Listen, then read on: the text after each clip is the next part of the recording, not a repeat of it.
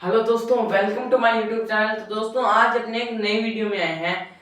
Class 9 science का chapter 3 है, जिसका नाम है एटम एंड मॉलिक्यूल्स। दोस्तों, ये केमिस्ट्री का चैप्टर है। आज अपने इसमें एकदम बेसिक से समझने वाले हैं और इसका रैपिड रिवीजन करने वाले हैं। तो दोस्तों, स्टार्ट करते हैं। अब अपने एटम एंड मॉलिक्यूल्स में पहले पढ़ेंगे लॉ ऑफ केमिकल कॉम्बिनेशन कि लॉ ऑफ केमिकल कॉम्बिनेशन क्या होता है। उसके बाद में law of conservation of mass, atom क्या होता है, मॉलिक्यूल क्या होता है। तो दोस्तों, इन चीजों को अपने इस वीडियो में पढ़ने वाले हैं। तो दोस्तों, स्टार्ट करते हैं। पहला है अपना लॉ ऑफ केमिकल कॉम्बिनेशन। अब इसमें जो पहला पॉइंट है, इसके दो पॉइंट है। इसका पहला पॉइंट है वो है law of conservation of mass. Law of conservation of mass. Law of conservation of mass. अब दोस्तों, law of conservation of mass क्या कहता है, इसमें मैं आपको सिंपल बताता हूं। इसकी पहली लाइन है वो है कि द फ्रेंच केमिस्ट अंटोने लेवोसियम, जो दोस्तों एक फ्रेंच के केमिस्ट थे, एंटेने लेवोसियम नाम था। क्या था उनका नाम? एंटेने लेवोसियम। एंटेने लेवोसियम इन 1774 में एंटेने लेवोसियम ने ये law of conservation of mass दोस्तों बनाया था। एंटेने लेवोसियम ने law of conservation of mass बनाया था। अब बनाया था तो कुछ कहा भी होगा इसके बारे में। Law of conservation of mass क्या कहता है? इसमें यह कहता है कि जो मास है ना, मास can neither be created, mass can neither be created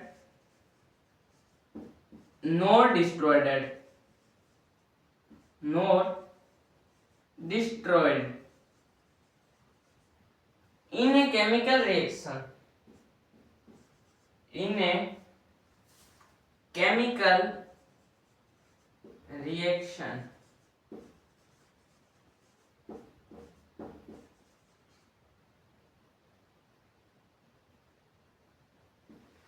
अब दोस्तों, ये क्या कह रहा है कि जो मास can neither be created not destroyed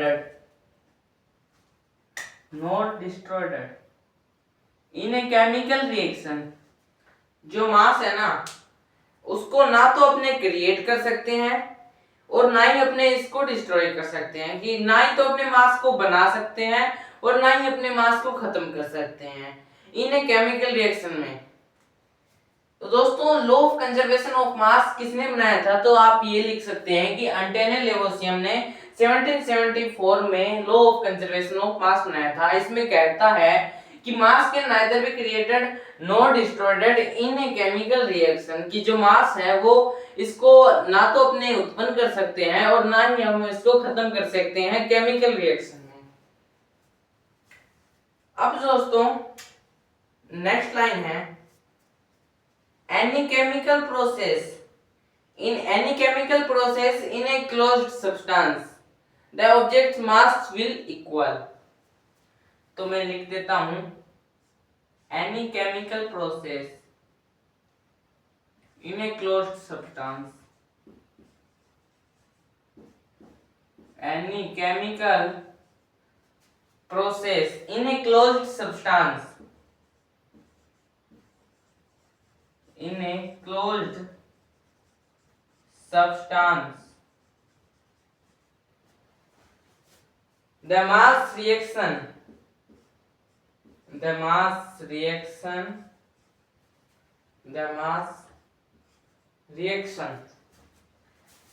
must be equal, mass reaction must be equal। अब दोस्तों, इसमें क्या कहता है कि अपने कोई भी केमिकल की प्रोसेस करेंगे एक क्लोज्ड सब्सटेंस में, किसी भी क्लोज्ड सब्सटेंस में अपने केमिकल की कोई भी प्रोसेस करेंगे तो जो मास का जो रिएक्शन होगा ना वो इक्वल ही होगा। मास का जो रिएक्शन है वो चेंज नहीं होगा, वो क्या होगा, इक्वल ही होगा। तो दोस्तों ये law of conservation of mass कहते हैं। इसके में मैंने कुछ इंपॉर्टेंट पॉइंट है वो आपको मैंने बता दिया है। अब अपने बात कर लेते हैं कि जोहन डाल्टन की एटॉमिक थ्योरी। ये डाल्टन की एटॉमिक थ्योरी भी आपके एग्जाम में पूछी जा सकती है। तो अपने जोहन डाल्टन की एटॉमिक थ्योरी के बारे में पढ़ेंगे कि जोहन डाल्टन की एटॉमिक थ्योरी है वो क्या कहता है।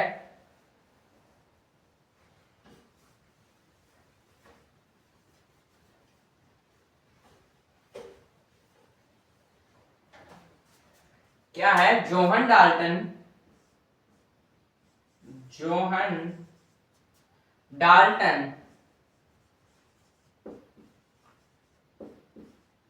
Atomic theory.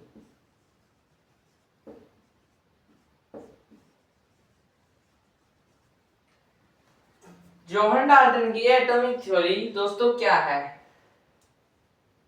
इसमें बहुत सारी लाइन है पर मैं आपको सिंपल बता देता हूं। According to Dalton theory all matter whether an element or an compound are made of small particle is called an atom.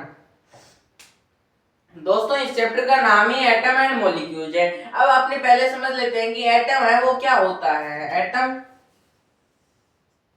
क्या होता है, इसमें बताया है कि ऑल मैटर, जितने भी मैटर हैं, चाहे वह एलिमेंट हो या कंपाउंड हो, वो किससे मिलकर बने हुए हैं, छोटे छोटे पार्टिकल से मिलकर बने हैं। उसी को अपने क्या कहते हैं, एटम कहते हैं। तो एटम समझ में आ गया कि जो भी पार्टिकल हैं, चाहे वो एलिमेंट हो चाहे वो कंपाउंड हो, वो किससे मिलकर बने हुए हैं, छोटे छोटे पार्टिकल से मिलकर बने हुए हैं। ये मार्कर है, ये मार्कर भी किससे मिलकर बना हुआ है, छोटे छोटे पार्टिकल से मिलकर ये मार्कर बना हुआ है। तो जो छोटे छोटे पार्टिकल होते हैं ना, उसी को अपने क्या कहते हैं, उसी को अपने कहते हैं एटम। एटम आपको समझ में आ गया होगा। अब इसमें बताया कि all matter is made of very टिनी particle, कि जो भी मैटर, मैटर किसे कहते हैं, आपने पहले फर्स्ट चैप्टर में पढ़ा ना, मैटर कोई भी चीज जो क्या करती है, ऑक्यूपाई करती है, अपने कुछ स्पेस ऑक्यूपाई करती है, उसी को अपने क्या कहते हैं, मैटर कहते हैं। All matter is made of very टिनी particle is called atom in a chemical reaction. कि जितने भी मैटर है ना वो छोटे छोटे पार्टिकलों से मिलकर बना हुआ है, उसी को अपने एटम कहते हैं। यही जॉन डाल्टन ने कहा है। Atom are individual particle which can not be created not destroyed in a chemical reaction. जो एटम है ना, उनको अपने क्या नहीं कर सकते, ना अपने उनको क्रिएट कर सकते हैं और ना ही अपने उनको डिस्ट्रॉय कर सकते हैं केमिकल रिएक्शन में। नेक्स्ट है इसमें, atom of a given element are identical mass and chemical reaction. Atom of different element have different mass and chemical properties. जो एटम के जो एलिमेंट हैं वो दिए हुए हैं, तो उनका जो मास होगा वो क्या होगा, आइडेंटिकल होगा, आइडेंटिकल मास होगा। जिनमें एलिमेंट्स दिए हुए हैं, यानी किसी भी एटम में कुछ एलिमेंट्स दिए हो तो उनका मास है वो क्या होगा, आइडेंटिकल होगा। अगर किसी एटम में एटम के एलिमेंट हैं वो डिफरेंट होंगे, यानी एटम के डिफरेंट एलिमेंट होंगे, तो उसका जो मास होगा वो भी क्या होगा, डिफरेंट होगा। नेक्स्ट है, atom combines in the ratio of small whole number to compound. जो एटम है वो स्मॉल रेशियो में कंपाउंड किया जाता है। जैसे वाटर है तो उसका जो फॉर्मूला है ना वो H2O है। ये आपको दोस्तों सभी को पता है। तो इसमें H है हाइड्रोजन, O है ऑक्सीजन। तो इसमें दो तो हाइड्रोजन के हैं और एक ऑक्सीजन का है। ये बात आपको समझ में आ गई। तो इसका जो रेशियो है ना वो है 1/8। यही वाटर का रेशियो है। चाहे आप कोई सा भी पानी पियो, कोई भी वाटर पियो, चाहे वह चांद का पानी हो, चाहे वह खेत का पानी हो, कुएं का पानी हो, किसी भी प्रकार का पानी हो, तो वह 1/8 में ही पाया जाएगा दोस्तों। तो ये H2O वाटर का फॉर्मूला था दोस्तों। यही जोहान डाल्टन कहते हैं कि एटम छोटे छोटे रेशियो में कंबाइन करता है। अब अपने बात कर लेते हैं कि एटम क्या होता है। एटम की कुछ definition. Atom is the smallest particle of an element which can take part in a chemical reaction. It may और मे नॉट एग्जिस्ट फ्रीली। इसमें बताया है कि एटम होता है ना, वो स्मॉलेस्ट पार्टिकल है, सबसे छोटा पार्टिकल है किसी भी एलिमेंट का, जो कि क्या कर सकता है, जो क्या नहीं कर सकता है कि वो फ्रीली एग्जिस्ट नहीं कर सकता है, फ्रीली एक्ट नहीं कर सकता है।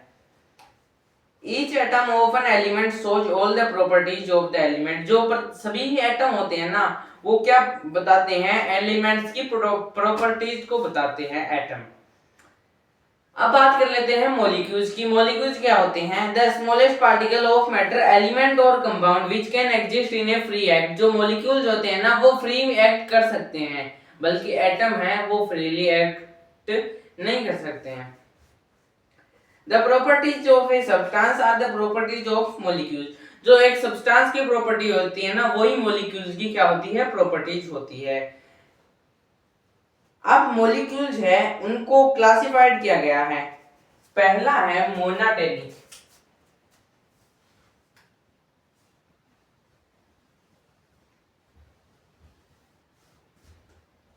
molecules can be classified molecules can be classified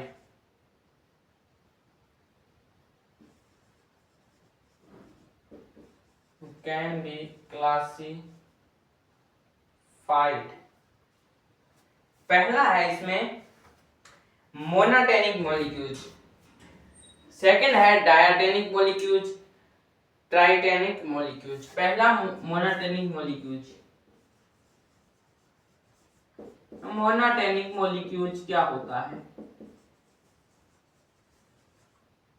मोनाटोनिक molecules, इसमें वन ही मॉलिक्यूल्स होता है, जैसे नियोन हो गया, आर्गन हो गया, वन ही एलिमेंट होना चाहिए। अब है सेकंड इसमें डायटोनिक मॉलिक्यूल्स। Diatonic molecules. अब डायटोनिक मॉलिक्यूल्स में H2O2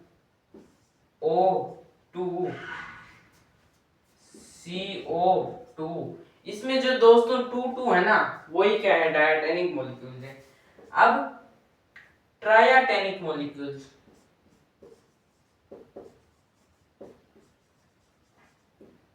ट्राइटोनिक मॉलिक्यूल्स, इसमें O3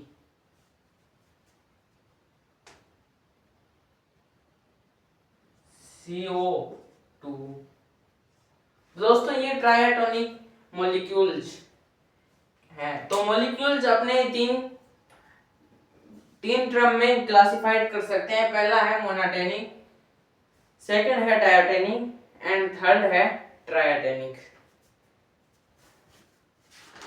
नेक्स्ट है दोस्तों, जो एक इंपॉर्टेंट बात कि आपके एलिमेंट्स है ना, कुछ एलिमेंट्स तो उनके साइंटिस्ट के नाम पे बने हैं। जैसे ऑक्सीजन है ना, तो ऑक्सीजन का किसी का फर्स्ट लेटर ले लिया। अब कार्बन डाइऑक्साइड, इसका क्या ले लिया, CO नाम ले लिया। आर्गन है, इसका क्या ले लिया, AR ले लिया। तो एलिमेंट्स के कुछ सिंबल्स हैं, तो सिंबल्स वो किस से लिए जाते हैं, या तो साइंटिस्ट के नाम से लिए जाते हैं, या इसके फर्स्ट लेटर से लिए जाते हैं, या इसके फर्स्ट और सेकंड लेटर से लिए जाते हैं। तो ये सिंबल्स हैं जो कि अपने को आइडेंटिफाई करने पड़ते हैं। अब आयोन क्या होता है दोस्तों? आयोन ए चार्ज्ड पार्टिकल। एक पार्टिकल होता है चार्ज, चार्ज का पार्टिकल होता है जिसमें क्या है, करंट बाई लेस और ग्रेनलेस और ग्रेन ऑफ इलेक्ट्रॉन। उसमें क्या होते हैं, उसमें इलेक्ट्रॉन्स होते हैं, न्यूट्रॉन्स होते हैं, प्रोटॉन्स होते हैं। तो इसी को अपने आयन कहते हैं। आयन वेरी सिंपल है। अब वैलेंसी क्या होती है? Valency the combining capacity, the combining capacity of an atom, of an element, of an atom, of an element, उसी को अपने क्या कहते हैं, वैलेंसी। वैलेंसी है कि जो the combining capacity of an atom, कि जो एटम है वो कंबाइंड होते हैं एक एलिमेंट्स में, उसी को अपने वैलेंसी बोलते हैं दोस्तों। वैलेंसी भी इज वेरी सिंपल है। अब इसमें मूल कंसेप्ट है दोस्तों, वो आपकी बुक में हटा दिया गया है मूल कंसेप्ट।